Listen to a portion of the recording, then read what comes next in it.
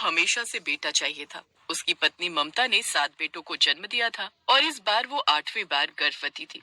हे प्रभु, इस बार भी मुझे बेटा देना, नहीं तो मेरे पति मुझे मार डालेंगे।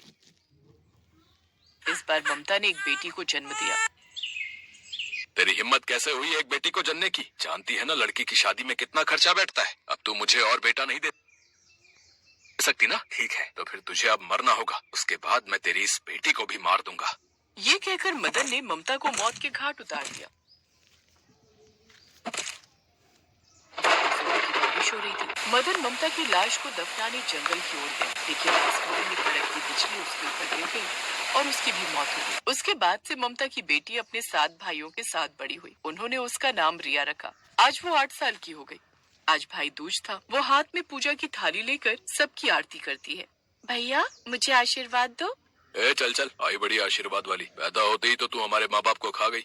ऊपर से तू लड़की है, बोझ है हम पर, बोझ, समझी? तुझे पालने के लिए हम सबको काम करना पड़ता है, समझी?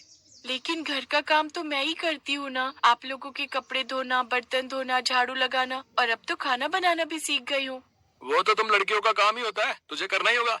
ये कहकर वो सभी काम पर चले जाते हैं। उनके जाने के बाद वो घर के कामकाज में लग जाती है। तभी उसके भाई आ जाते हैं। चल अब हमारे लिए भी खाना लगा। खाना तो अभी नहीं बना भैया। क्या अभी तक नहीं बना? तब से आराम से बैठी होगी। अरुण, जा तो जाकर चूल्हे से गरम लकड़ी लेके आ, जा।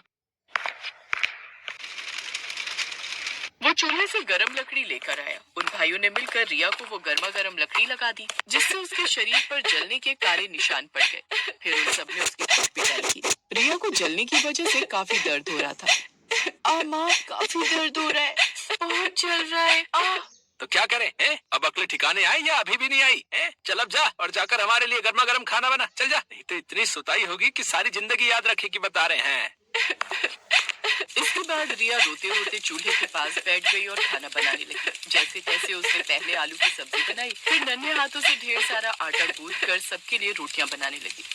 माँ, कितना दर्द हो रहा है। उसने खाना बनाकर सबको परोसा। ऐसे ही समय बीता।